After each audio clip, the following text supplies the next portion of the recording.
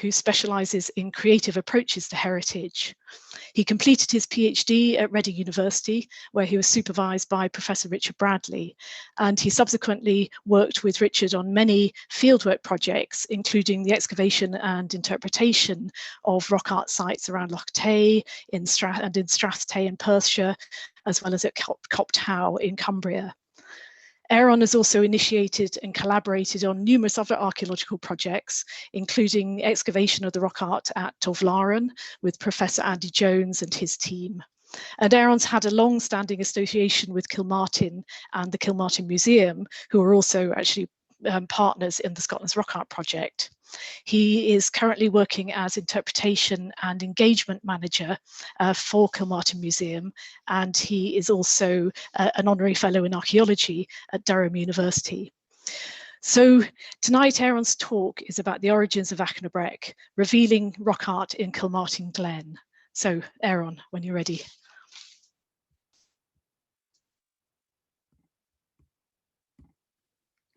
Great, thank you, Tertia. Hopefully you can see my first slide and hear me.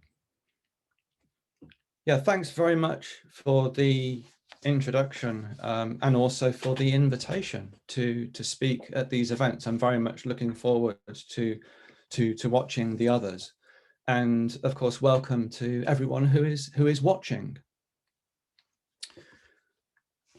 Where to begin? Well, for me, rock art is one of the most fascinating and enigmatic legacies of the Neolithic and Bronze Age.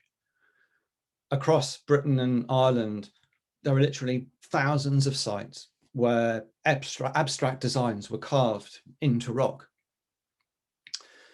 The eminent rock art researcher Ronald Morris once listed over 100 different interpretations and suggestions of what these compositions of dots, lines, circles, and other symbols might mean, and what they meant in particular to people over 4 millennia ago.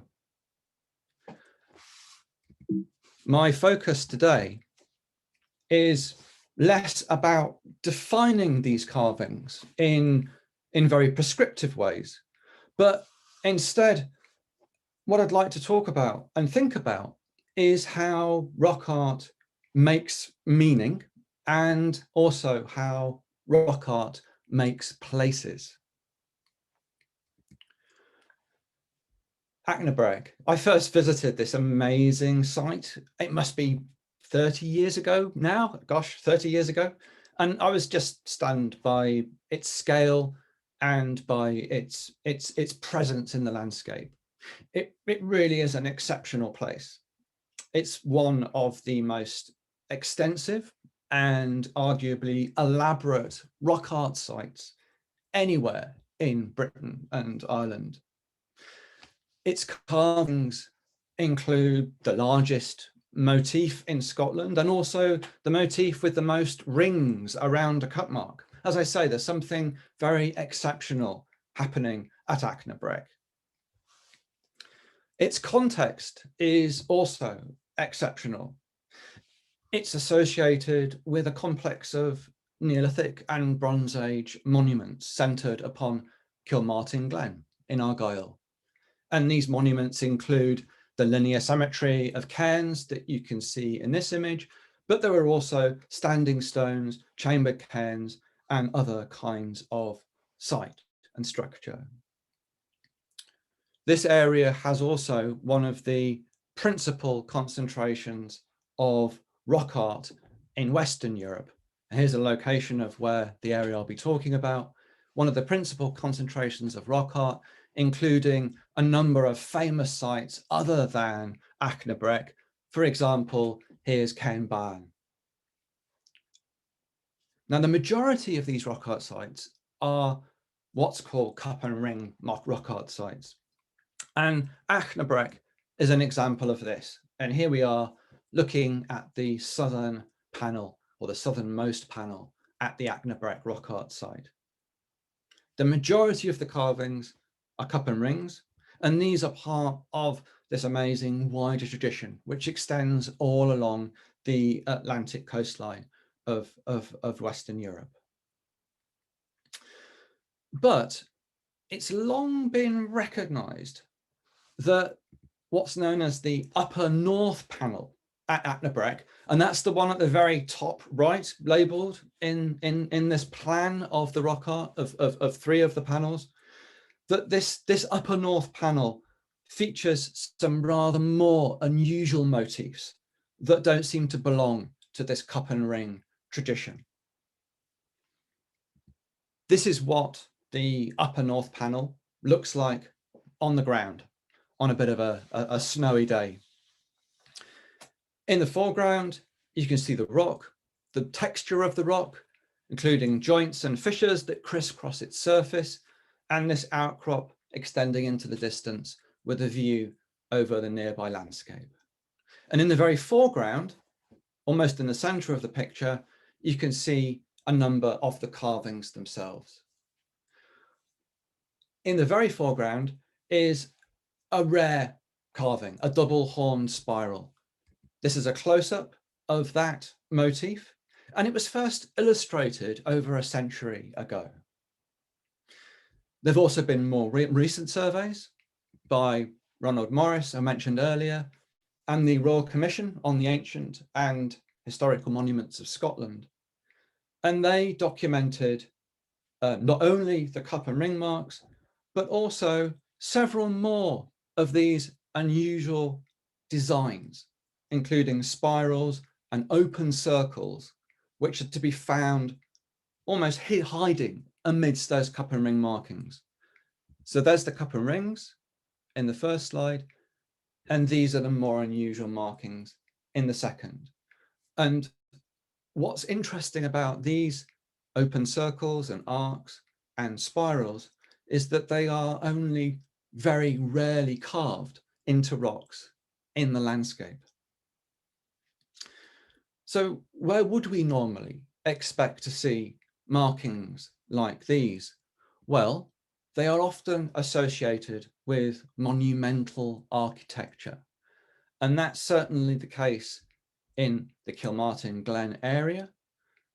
The picture that you're looking at now is a stone circle, which is not far from the Achnabreck rock art site, and it's called Temple Wood. And this stone circle itself famously incorporates a standing stone, which is decorated with two spirals, which are joined together, as you can see, around the corner of this monolith.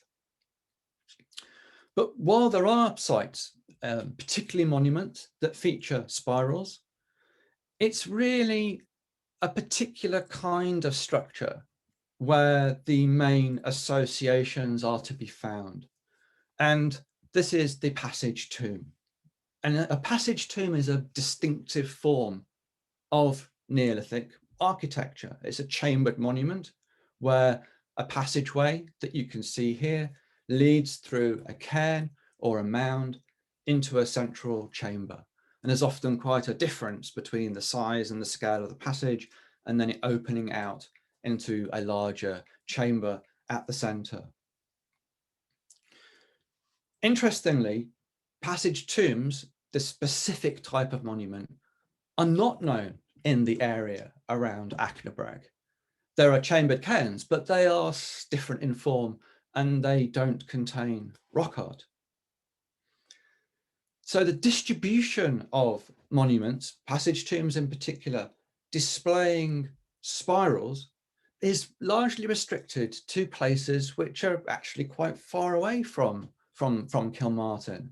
And they include North Wales, Orkney in the far north of Scotland, and sites in Ireland. In fact, passage tomb art really flourished in Ireland in the centuries around 3000 BC.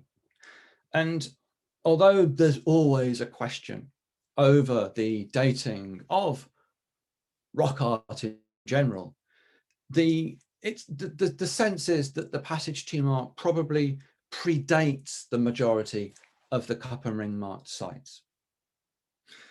So in light of that little bit of background and that little bit of evidence, the presence of these markings at Achnabreck makes this one of the few rock art sites where a sequence of motifs allied to the kinds of sites which I've included on the slide here, so spirals from Orkney and other equivalent designs from Newgrange in this instance, Achnabreck becomes one of the few sites where these kinds of designs may be actually effectively succeeded by cup and ring mark carvings. So if these spirals, which I'm showing on the screen now, are allied to these kinds of sites in Orkney, in Ireland, in Wales, and in the north of Scotland as well, then that's an interesting possibility that these spirals might predate the cup and ring marks that are carved around them. And certainly in the Kilmartin area, excavations suggest that cup and ring marks at a site like Torvlaren, which was mentioned in the introduction, cup and ring marks like these were possibly being carved around 2900 BC in the Kilmartin area, but we know there that their significance certainly continues for centuries. And we find cut marks, for instance, associated with depictions of metalwork on early Bronze Age sites very much later on. So the cup and ring mark tradition certainly continues through.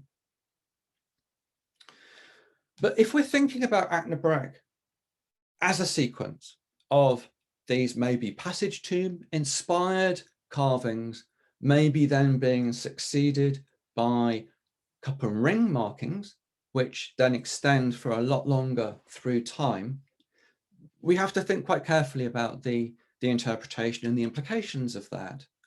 And as another one of the great specialists of rock art, Stan Beckinsale, has pointed out, the horn spiral, that's the carving on the right in this image, which was first described, as I mentioned earlier, in the 19th century. This horn spiral displays a very similar definition to that cup and ring mark that's immediately adjacent to it. And that's curious if we are suggesting there to be a simple sequence at Achnabreck, with this passage tomb art being replaced by cup and ring markings. It might be rather too simplistic, because it doesn't look like this marking has seen as much weathering perhaps as the others, and we would have to start constructing arguments as to why, if this is so much earlier, it doesn't seem a great deal more weathered or aged than the markings that we're suggesting may have come a little bit later. The other parallel, which I think is important to draw, is that spirals like those at Achnabreck also have parallels with decorated artifacts. And I've put a few examples up on the screen here where you can see spiral designs incorporated into their decoration. And these were used across a wide time period in the Neolithic. They include grooved ware pottery, a flint mace head from Nairth on the left, that's from Ireland, and an example of one of the Folkestone drums from Yorkshire in the north of England. And I'm going to return a little bit to these artifacts which share these designs with Achnabreck's rock art a little bit later on.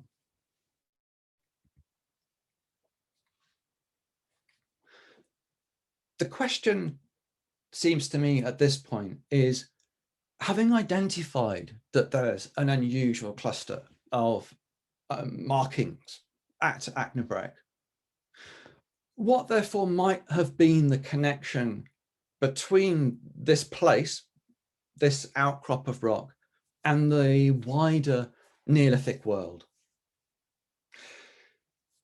And rock art may be set in stone, but it's actually full of surprises.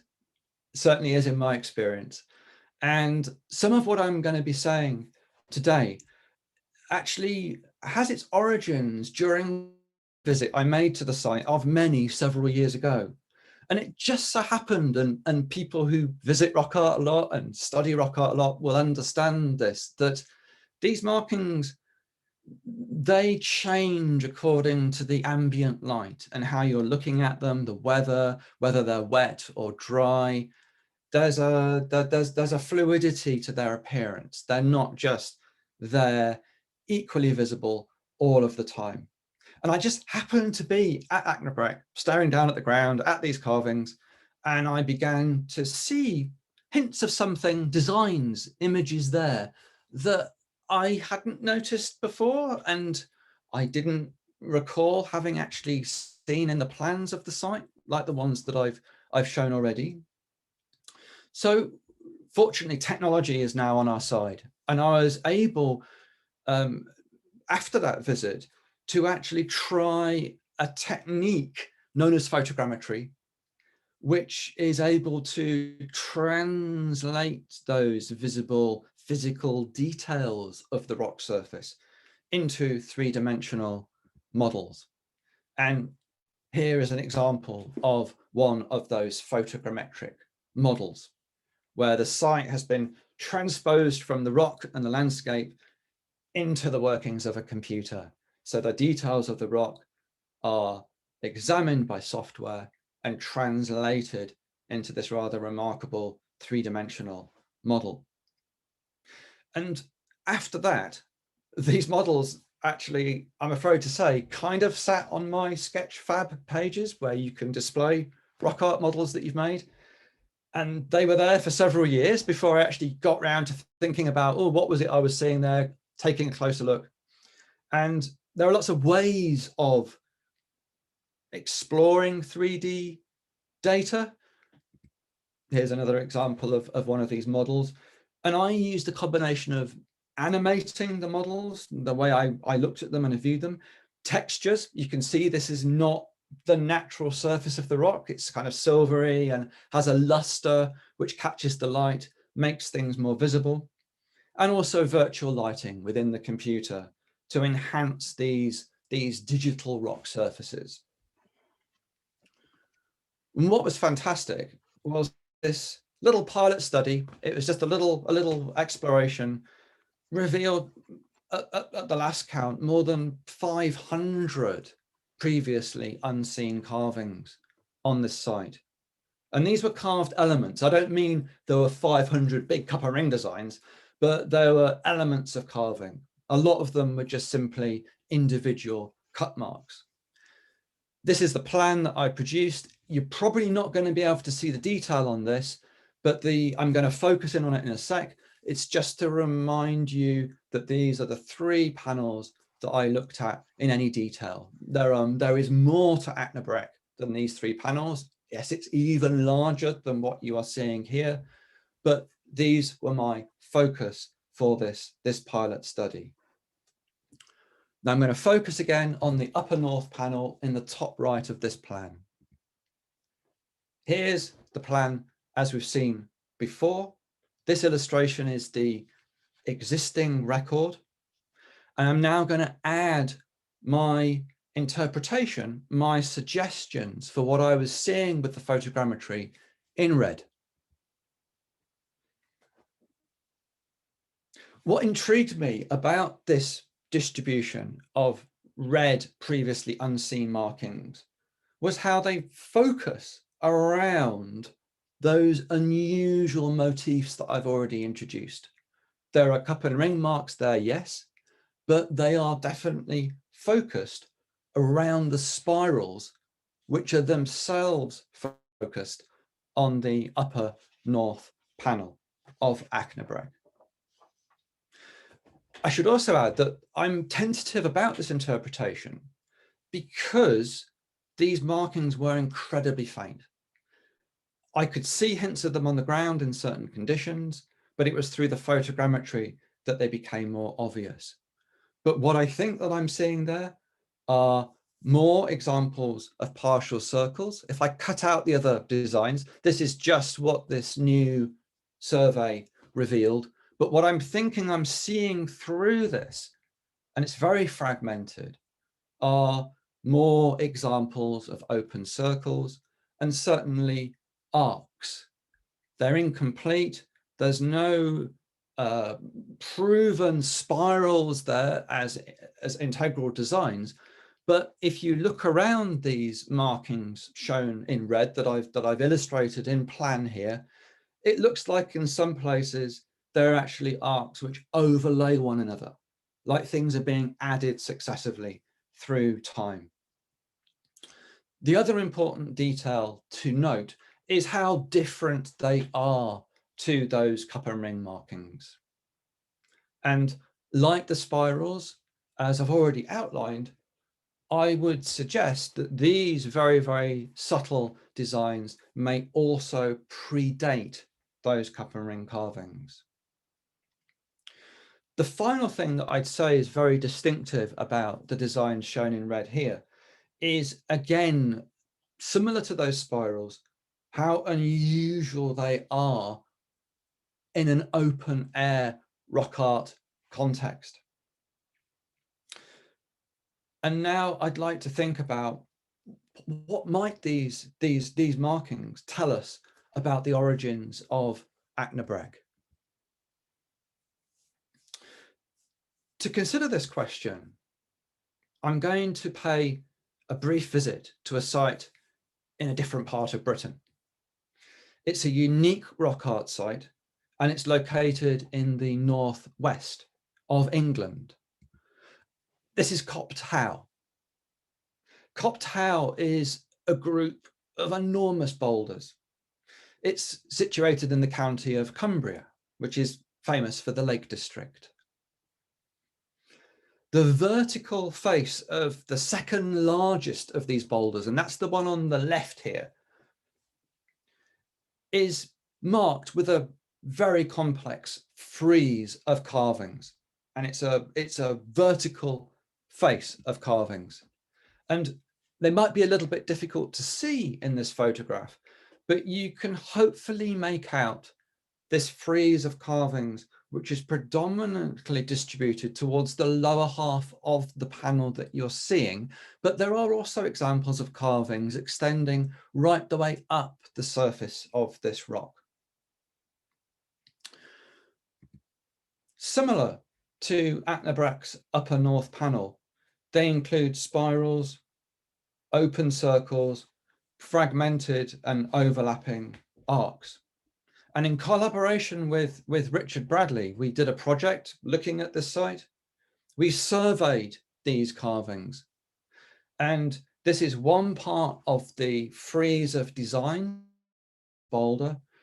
And again, there is an example of open circles, a suggestion of spirals, and there's even what could be described as a horned spiral at the very bottom of this image. And like the similar examples at Achnabreck, a horned spiral like this has parallels, for example, in Orkney in the far north of Scotland. In 2018, which is when Richard and myself undertook this project, we also surveyed the remainder of the panel of rock art. And this was following excavation. The dashed line that crosses the image marks the present day ground surface, and you can see how our excavation of this panel revealed carvings which were beneath the current ground surface. What I could say a lot about Copt Howe, but what I'd like to focus on here is the similarity again between the designs seen on this rock art site and passage tomb art, particularly passage tomb art in Ireland, certainly with a focus on Ireland's Boyne Valley. As an example, emerging from what would have been the prehistoric ground surface were these distinctive nested arcs, and they very closely resemble elements of the very complex design seen on this curbstone at Newgrange in the Boyne Valley in Ireland. And that parallel is at the very centre image at the bottom. There are arcs emerging from the bottom of the stone. The other thing that's very distinctive, just looking at this panel as a whole, is the overall appearance of these designs. They certainly seem to have been made using a very different technique to conventional open air rock art. And that results in this kind of sketchy quality. Copt Howe in the top right, which again has affinities with passage tomb art in Ireland, much closer affinities than it does with cup and ring mark art of the Atlantic tradition. And it's just an example from a stone at Newgrange, which illustrates that kind of sketchy, shallow, almost haphazard quality to these designs.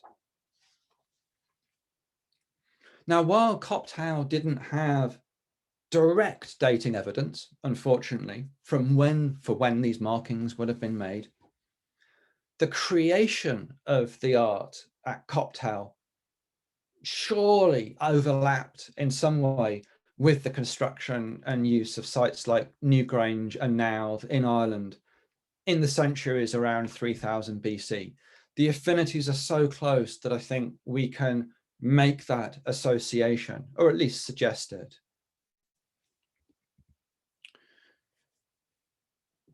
So here we are again at Achnabreck, top left, the unusual carvings, very fragmentary, but I think that these have more in common with Copt Howe, now shown in the bottom right, than they do with conventional cup and ring rock art. So in other words, different to almost all rock art that is found in the open air. At both sites, there's maybe insufficient detail or resolution to unpick their precise sequence of creation. It's difficult to know exactly what came first and what followed, but I think the overall pattern that we're seeing at both of these sites is repeated mark making that is influenced by designs which are not part of the usual repertoire of cup and ring rock art, but instead are referencing very much more distant places. The horn spirals at both resonate with megalithic monuments in places like Orkney, while circles without cut marks or spidery overlaying lines and arcs recall passage tomb art. There's even a triple spiral where 3 images have been joined together, which bears a little bit of a resemblance to the famous example in the chamber at Newgrange, and it just also happens to be very comparable in size. What's interesting, and I think also revealing, is that Copt Howe and Achnabreck went on to follow very different trajectories. Copt Howe, shown here, its carving possibly ceased when this bank of rubble was built against the decorated surface, and that actually concealed some of the motifs.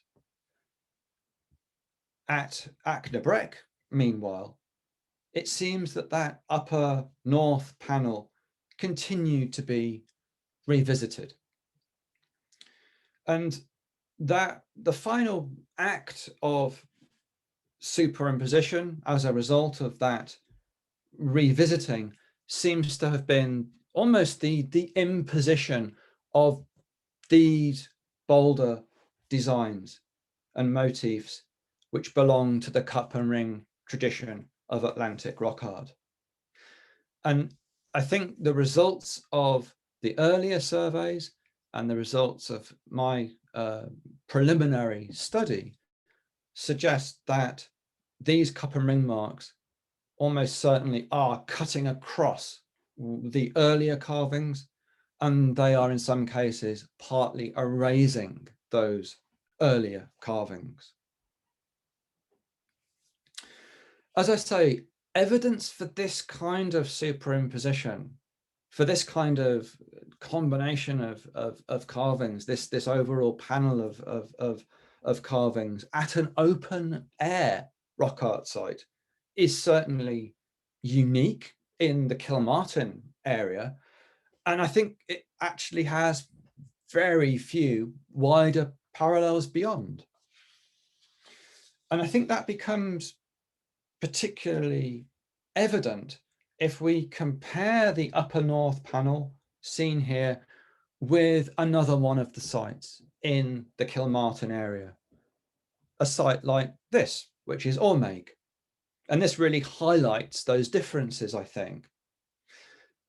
Ormaig is also a large scale rock art site. It extends over several outcrops. It's complex, probably developed over a long period of time. And it includes, similar to Achnabreck, some very unusual motifs. Most famously, the rosettes, which are in the center of this image, where you've got lots of cut marks around a larger cut mark, sometimes contained within a ring. The difference, I think, with those carvings that I've illustrated on Achnabreck's upper north panel is that all of these at Ormaig and other cup and ring mark sites are carved in bold relief. They're very clear, they're very distinct, they're quite three-dimensional. There's no hint of that sketchiness, that sort of haphazard quality, that reworking from Achnabreck or indeed Copt Howe.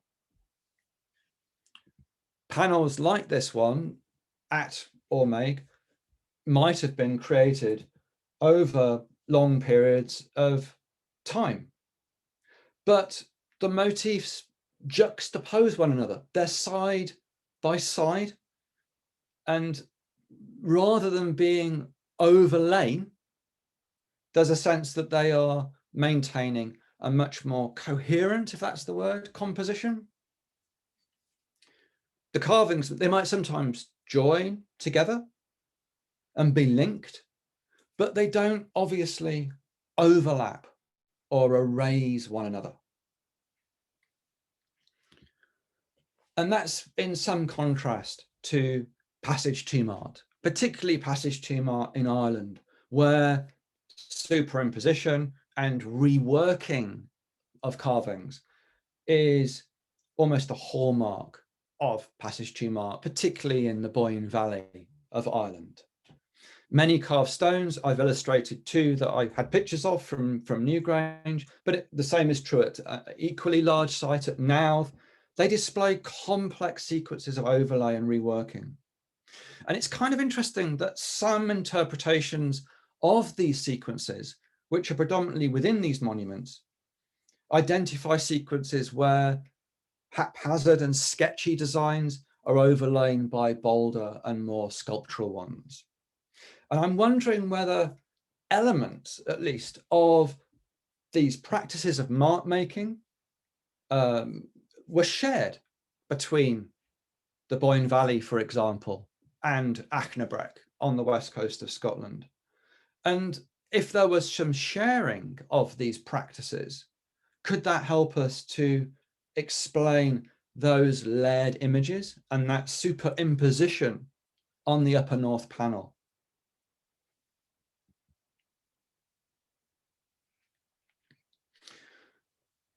I'd now like to consider why Achnabreck might have been treated so differently to other sites in the Kilmartin area and beyond.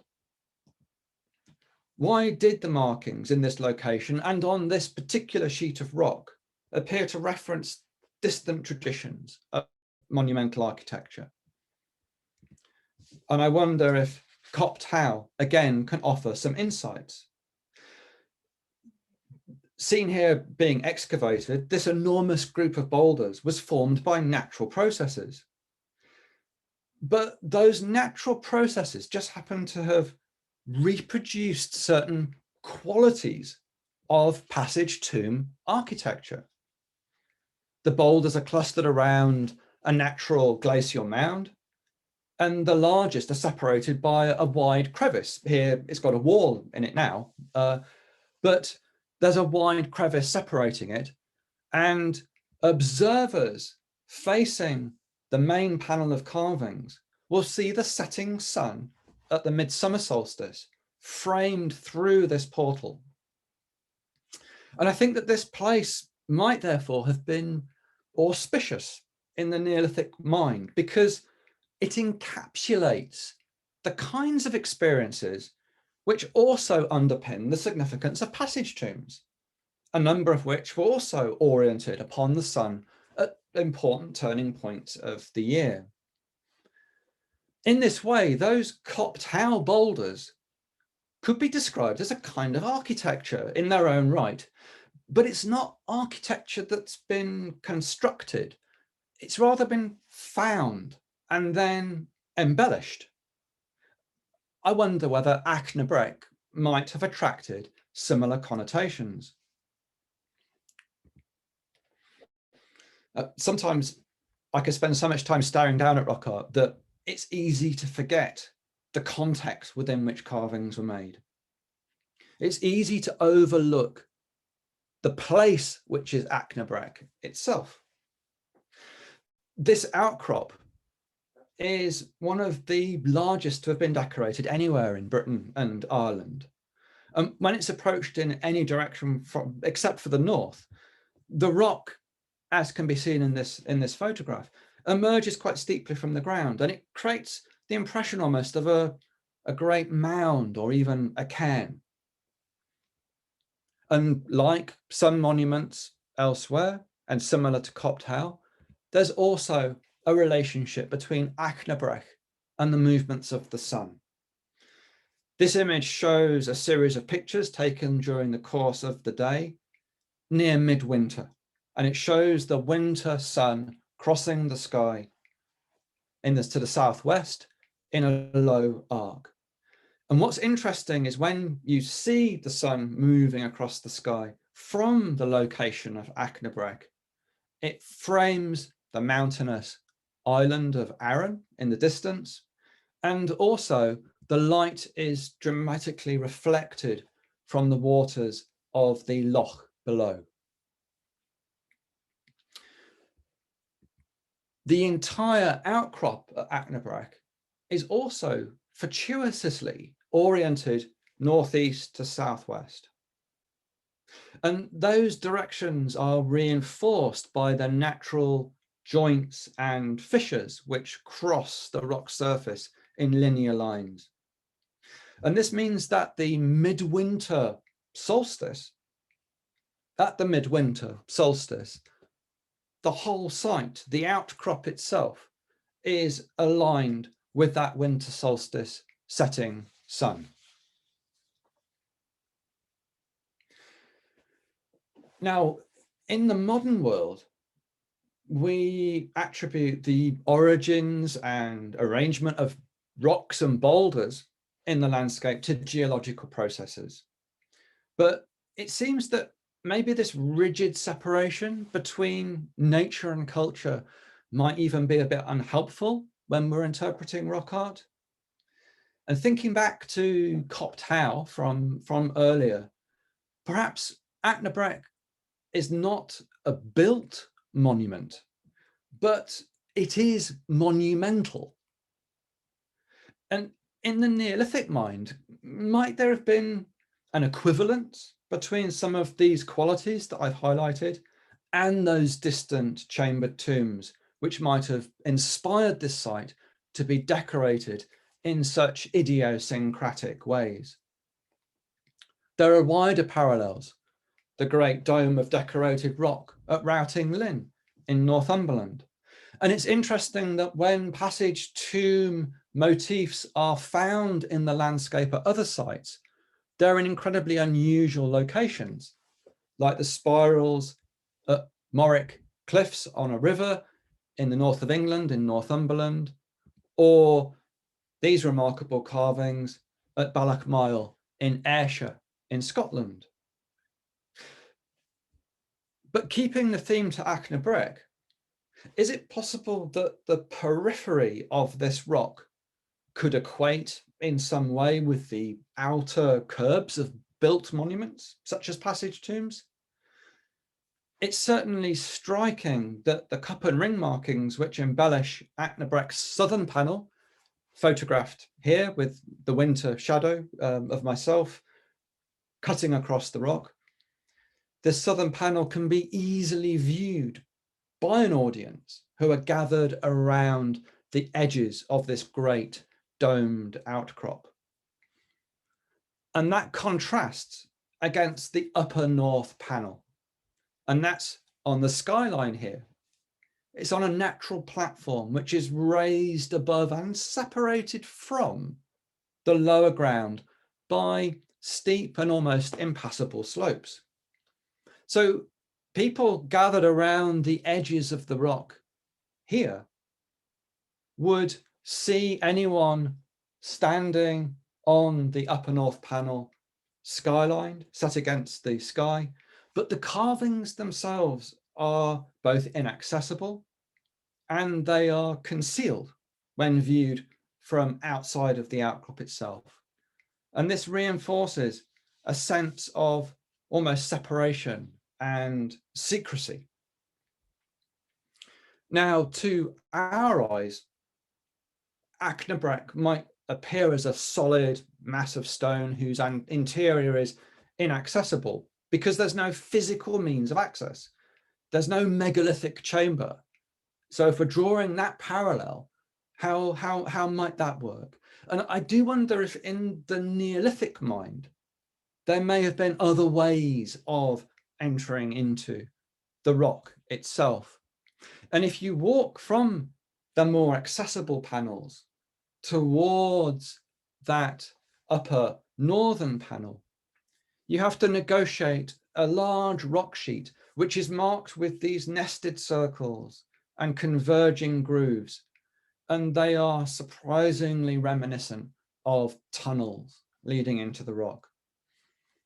These are among the largest motifs ever carved in Britain and Ireland. And is it possible that these extraordinary symbols materialize a rather more metaphysical means of journeying through the surface of the stone?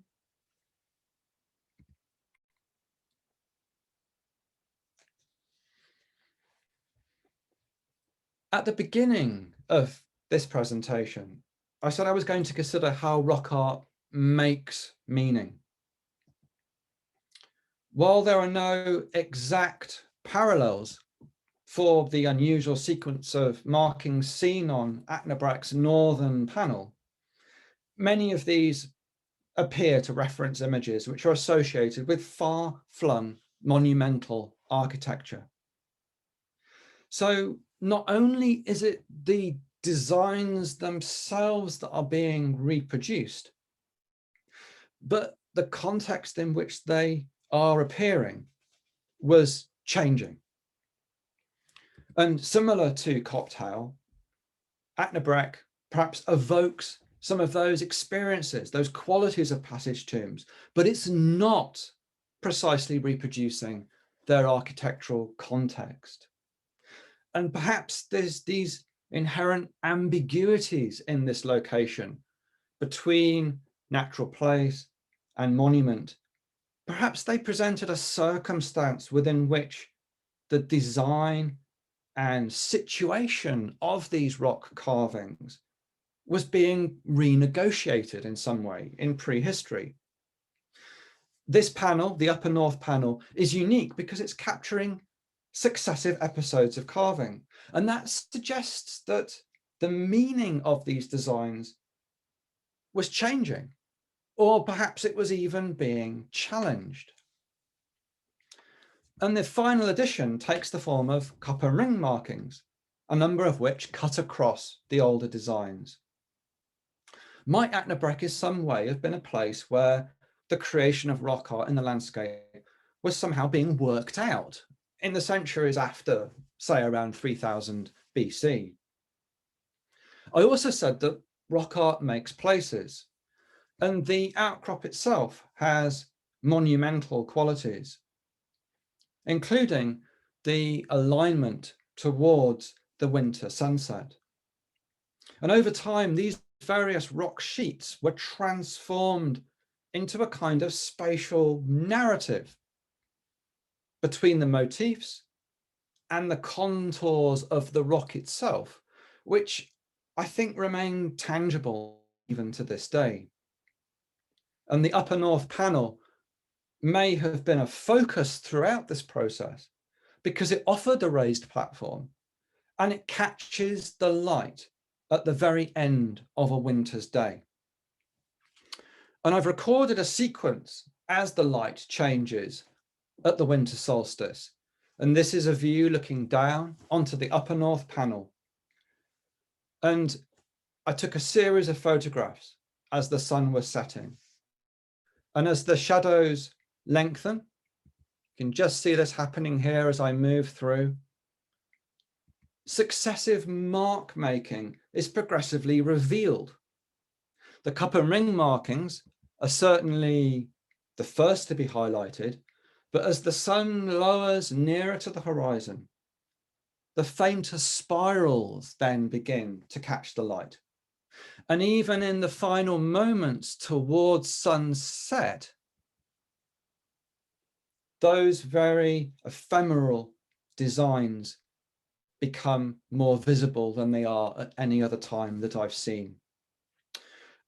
And I wonder if in this intense light of the shortest days of the year, this vast natural monument is in effect playing out the history of its own creation in a performance of light and dark, which lasts for less than an hour. It's only in the brief window of opportunity that I've illustrated with this sequence of photos that Achnabreck's secrets are revealed before these very deep shadows that it's plunged into now extinguish all the motifs and night descends. At the very end of this animated sequence as the sun sets, one carving alone remains lit by the sun. And this carving is the double-horned spiral that was first recognized and illustrated at Achnabreck over a century ago. And this image shows that carving at the bottom center of the photograph, catching the last rays of the sun. And it's in the final minutes of the shortest day that this motif itself appears to be transformed. It's no longer appears to just be incised into the rocks like the rest of the carvings, but it's cast into an illusion of more positive relief. It now appears sculptural, as if it's emerging from the rock surface. And it might be no coincidence that it was this kind of design which was shared with those specialized artifacts that I mentioned earlier. The mace head from Nath as an example, and the Folkestone drums from Yorkshire. And on the decoration of these artifacts, this kind of motif also appears in positive relief. It's not incised into those artifacts.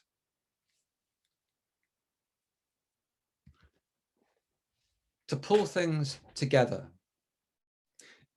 in the vivid light of the shortest day, Achnabreck's rock art makes tangible connections, I think, between monuments, between materials, places, between landscape, and also with artifacts. It also takes the visitor on a journey which extends through space and time.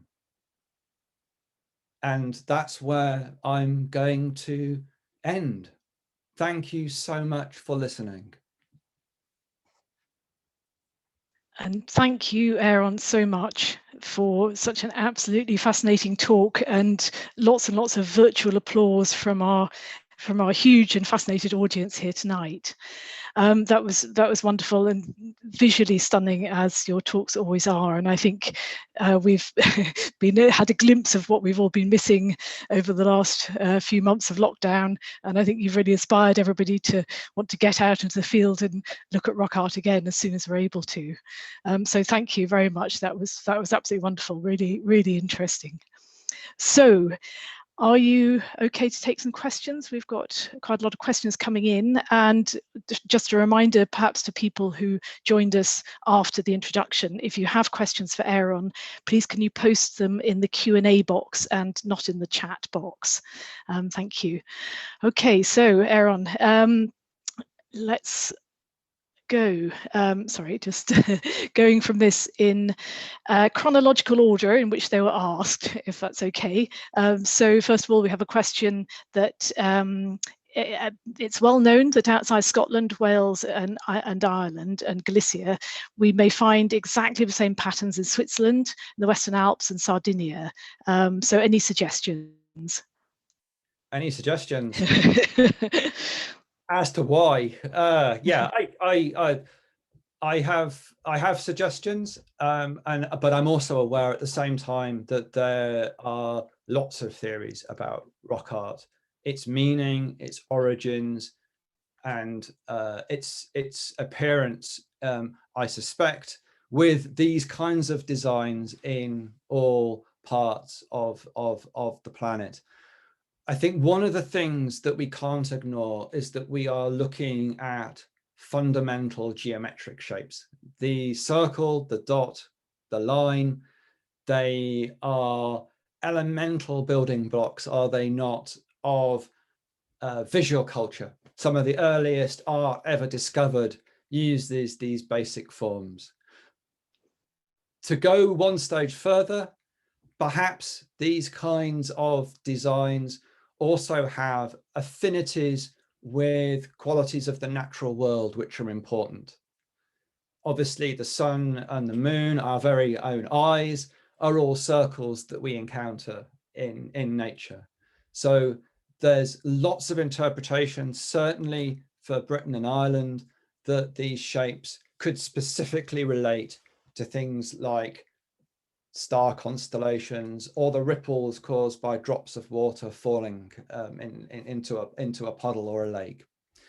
The third and final suggestion, which I'll leave you to ponder, is the suggestion that these kinds of images are ones which can be seen in the mind's eye under certain kinds of condition. And by that, I mean in things like trance states or altered states of consciousness. And it's certainly been shown, and the suggestion has been made many times, that perhaps a commonality with these designs is that they are the kind of image that the subconscious mind can conjure under the influence of altered states of consciousness.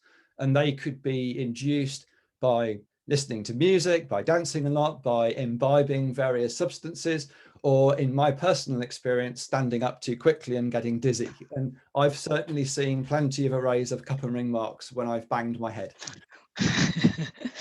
Okay, thank you, Aaron. Another question, sort of, which has maybe the same answer, but possibly a different answer. But somebody from Sweden has asked, they've seen similar rock art on the Swedish west coast, and wondering whether there was any connection to the Scotland's rock art. Did people travel and meet, for example? I think that, yes, the answers I've just given probably hold. The elemental designs, etc. In terms of Swedish rock art, it's not really my specialism. There are probably people here and certainly listening to this who would know far more about that than I do. What I would suggest is that it's not usually been allied to the so-called Atlantic tradition so specifically, but those similarities do suggest the possibility of certainly some kind of connection between these distant places. And I'm very, very happy to consider and acknowledge the possibility that we are dealing with cosmopolitan people who are very well aware of what's happening in far off places around Europe. And in that context, yes, there is that possibility, but of course, where we have to take care is where we have dating evidence for the creation of rock art. And although that in itself is often often vague and specific to certain contexts, as I outlined with passage tomb art, I think we would have to be careful when drawing direct parallels to see whether there is enough dating evidence to substantiate that direct connection, or whether you've got a situation where people are hearing about something remotely. Okay, thank you. Okay, and this maybe have a quicker answer. How does the age of the rock art at Achnabreck compare with Gardham's Edge in the Peak District? I think it will quite possibly cross over the period when Gardham's Edge was created, because my big get out here is that copper ring marks certainly extend right the way through into the Bronze Age.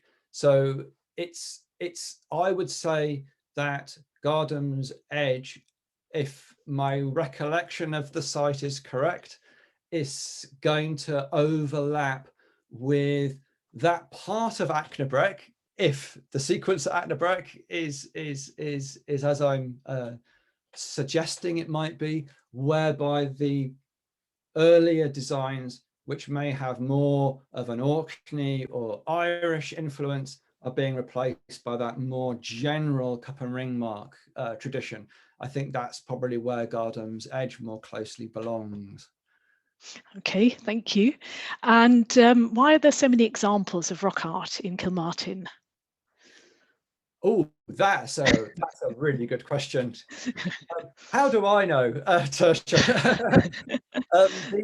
One of the reasons I would suggest is, well, we've got to look at this two ways around. The first is we have to be careful to think about where there are places that you could carve rock art, because the kinds of outcrop which a site like Achnabreck or Ormaig or Camban could be formed upon, they don't occur equally everywhere in Britain and Ireland. There are places which simply do not have the rock exposures in the landscape.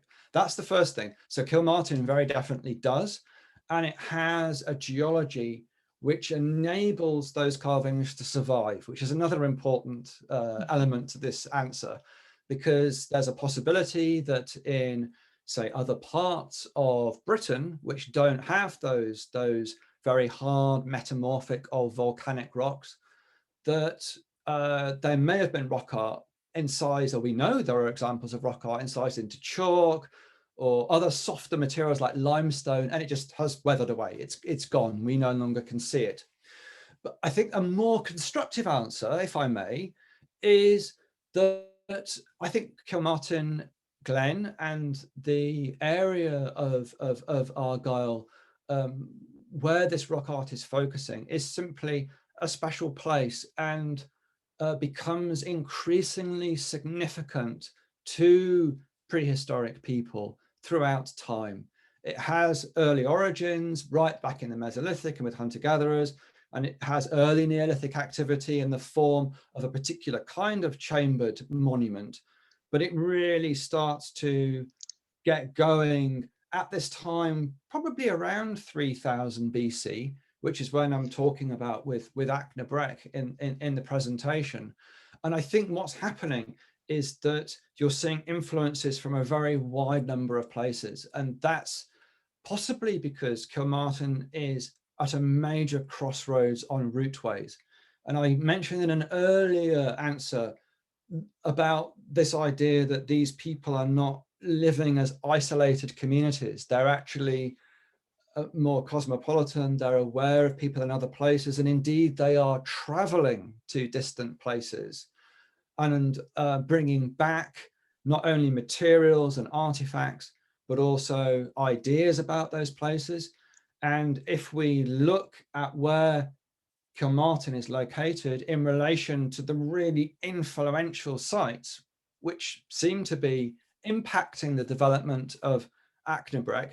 Achnabreck's almost like Kilmartin in microcosm. It's almost like a little representation of how that landscape grows as influences may be brought by people traveling across Britain are being carried through that landscape.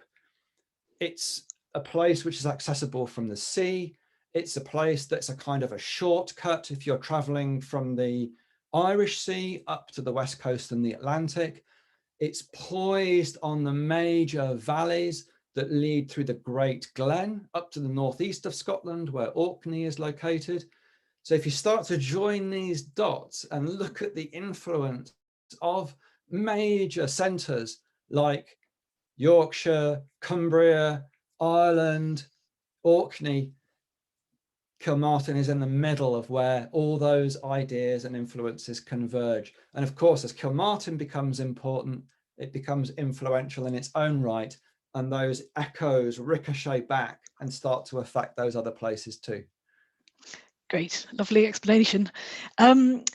Are the subtle designs, so things like the horn spiral and so on, pecked or incised? Yeah, that's a good one. Where I'm going to go here is with a few things I didn't illustrate in the talk for reasons of time, and that is it's sometimes difficult to know, and that's because they're quite heavily weathered. I think that they are not incised in the way that we would perhaps understand incised rock art. And I'm going to get a little bit technical here, but as you would see incised rock art in the very early phases of passage tombs, or incised rock art that Orkney is now so famous for at the Ness of Brodgar, and in several of the chambered passage tombs there, which are very fine lines. When I say incised, they are still tapped into the rock, but I think the big difference is something that we're only just starting to see in the evidence, and I think it's worth mentioning here, and that is the technologies that were being used to make rock art. And my sort of answer might be clearer if I briefly say that at those sites in Scotland that I've been involved with excavating, the evidence of tools that were very likely used to make cup and ring markings are quartz pebbles. And those quartz pebbles were used to peck the surface of the rock, a percussive action. And as they were pecking the designs, those quartz hammerstones fell apart. They crumbled, they turned to dust, they turned to jagged chips. And it's that residue that we now see at cup and ring mark sites. What's very exciting is that at Copt Howe, which has a parallel to those horn spirals and the spiral designs, we found a completely different toolkit, if you like. And that toolkit consisted of much more pointed objects and stones, including a very finely made artifact that looks like it was made to create these fine incisions in a rock surface. But I suspect it's still a form of chiseling or a form of pecking. It's just a different scale to the bigger quartz hammerstones. And I think those toolkits, although the evidence is still in its early days, that's just a handful of sites, we may be seeing a relationship between the appearance of these designs and the notion that they were made using rather different tools. And I think once we've done more work, once we've done more excavations, we will have a better idea of that relationship. So in brief, I would say, yes, they are pecked. They're not scored lines, but they're perhaps pecked with much finer tools than the later cup and ring marks. Thank you, very interesting. So more excavations needed, eh? Are there any acoustic effects associated with the rock art at Achnabreck? That's a good one, isn't it? Yeah. Yeah, I mean, I'm very simply, I've spent a lot of time at Achnabreck, and with my background in archaeoacoustics and sort of the experiential qualities of archaeology, I've obviously been looking out for all of these things. And I have been beguiled a bit by the visual qualities of rock art, which, yeah, I should be more balanced. What I would say is that, of course, yes, when these markings were being made, it's a percussive technique, and that sound will carry across that landscape.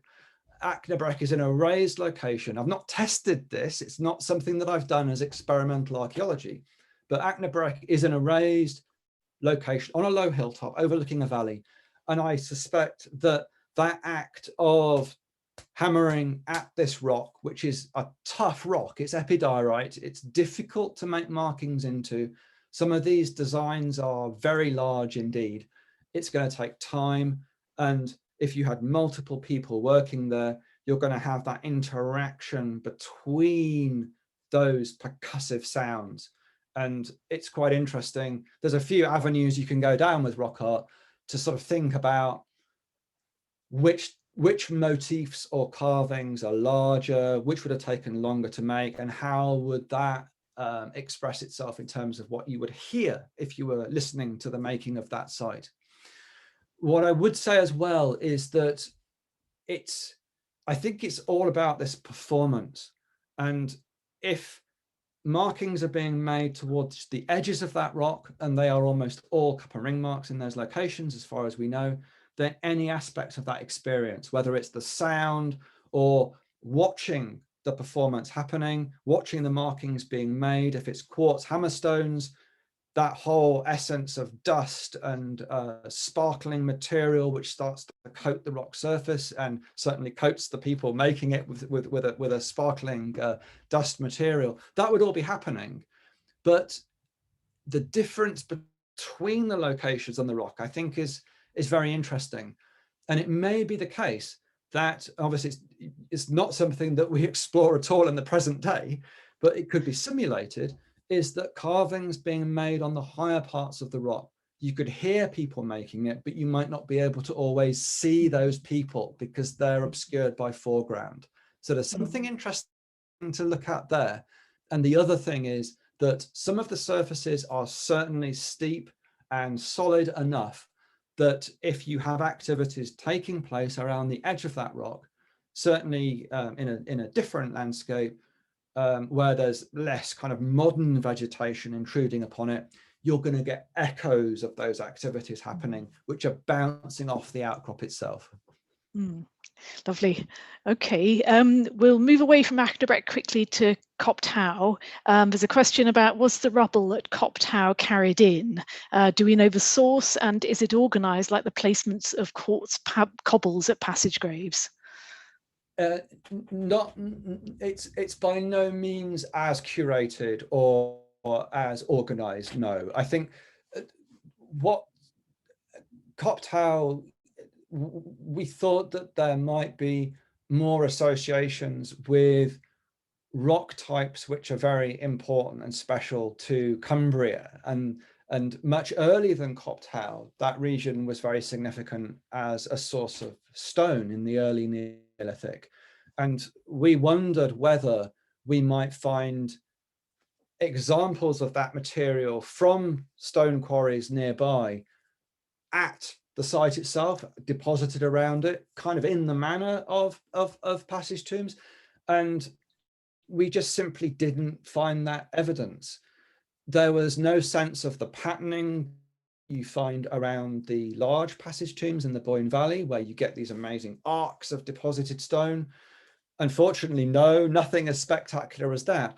But I do wonder if there still might be a broad, distant parallel with that idea of building platforms or curbs up against the edges of monuments. And it's something that you see at later times at other sites like the Clava cairns, which have platforms built against their curbs, etc. But in short, no, nothing demonstrably non-local, not patterned in the way of the Boyne Valley in any case, but much more sourced locally, probably from local hillsides, from glacial debris and from nearby rivers, brought more immediately to that site and built up against the carved surface. Okay, thank you. Okay, so is the skill level or experience of the artist taken into account in your analysis? That's an interesting question. It's something that it's quite difficult to drill down into, pardon the pun, because unless we do a lot of rock art making, which I ought to do more of, not out in the landscape, but on little bits of portable rock, we should maybe give it more of a go. Maybe the way into this is to try and reproduce those techniques. I don't think that skill can explain away the difference in either the aesthetic of the sketchiness and haphazardness of those earlier designs. If anything, they might take more skill. At Copt Howe, certainly, and I think possibly in some of the designs at Achnabreck, there's a great deal of precision gone into producing something that to our eyes doesn't appear to be highly finished and symmetrical or bold in its relief. But I think some of those designs are so fine that they must have been chiseled out, maybe with very specialist tools by people who had the knowledge how to do it. I don't think the differences are reflected in terms of skill, but as I said earlier on, I think there's a great deal of experimental work that could be done in reproducing all of these techniques and seeing how they function. Okay, lovely, thank you. Okay, so we've got a couple of comments about the similarity between Passage Grave Art, Passage to Mart from Ireland and Achnabreck. So Elizabeth Twoig, hello Elizabeth, says that the three C or horn spirals at Achnabreck are very different in design from anything in Ireland.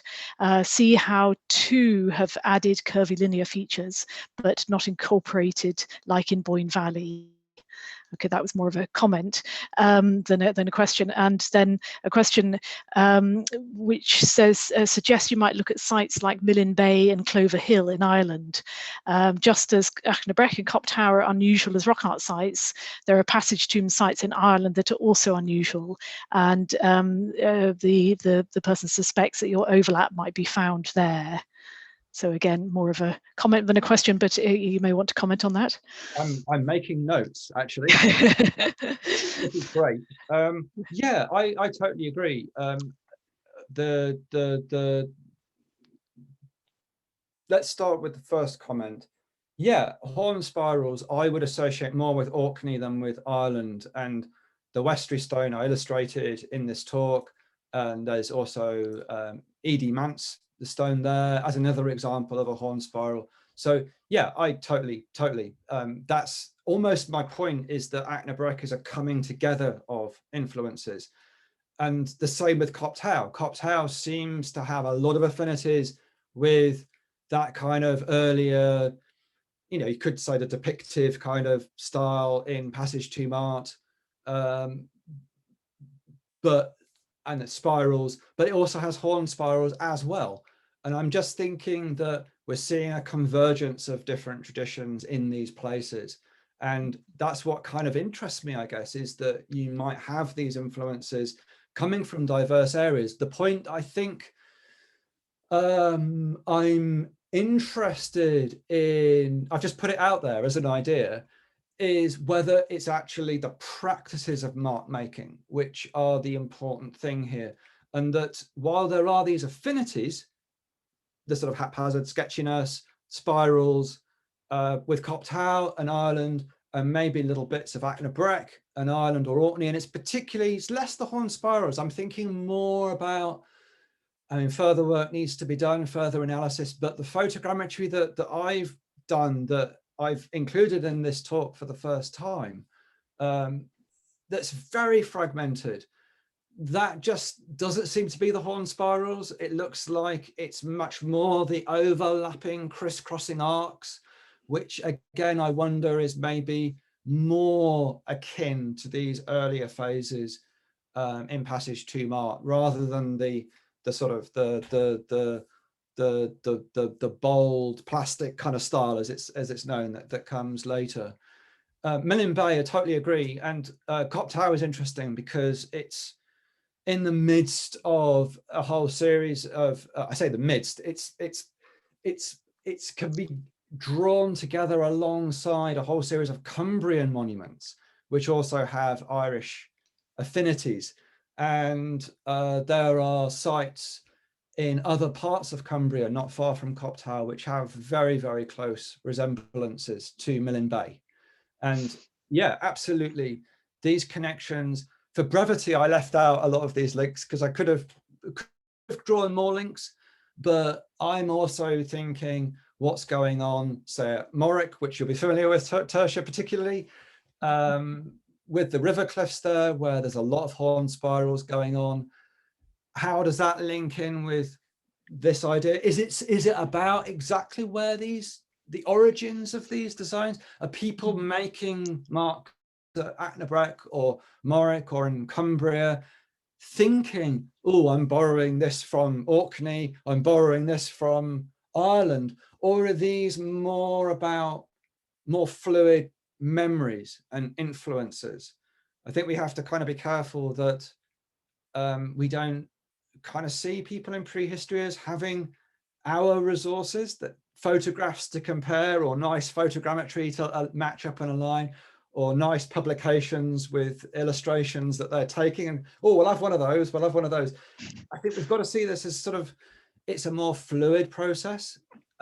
So in a way, it's remarkable that we are seeing connections between these distant areas at all, because how is that knowledge being transmitted? How is it being carried, if you like, between those distant places? But I take all the points that have been asked, and of course it's really important to look at as many parallels as widely as possible.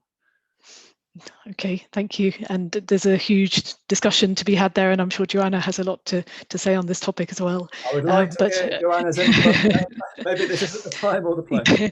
Well, we've only got 10 minutes left, so I think we will need to start this debate another time in more detail. But if you're happy to carry on with a few more questions, Aaron, I think we're not going to get them through all of them this evening, but I'll just carry on down in kind of chronological order. So when was the grass between the panels at Achnabreck, I think, last excavated? And is there anything to be found there? To my knowledge, it has not been excavated. If you were to draw a parallel with other rock art sites that I've worked on, I would anticipate, but could be completely wrong because this is archaeology, that there is a potential, I'm hedging my bets, that those fissures could well contain some of the debris from making those carvings. And that's where we're lucky that they chose to use the quartz hammerstones. They needn't have used them. They're not the best material in terms of being robust.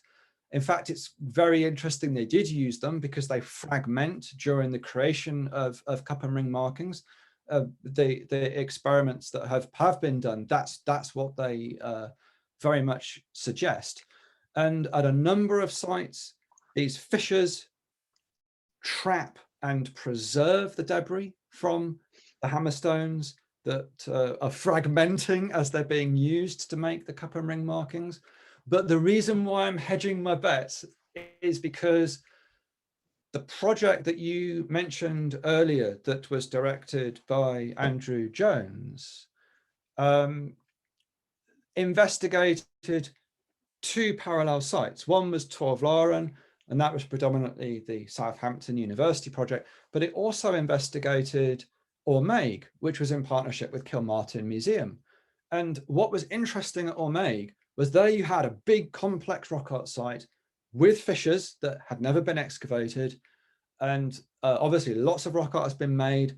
And we found a few isolated examples of hammerstones, but that debris, that remains of hammerstones was completely different between the two sites. So Torvlaren on the one hand produced loads of these fragments, and clearly they just dropped into hollows on the rock or fallen off the rock, and become trampled into the compressed ground surface as people were moving around the outcrops.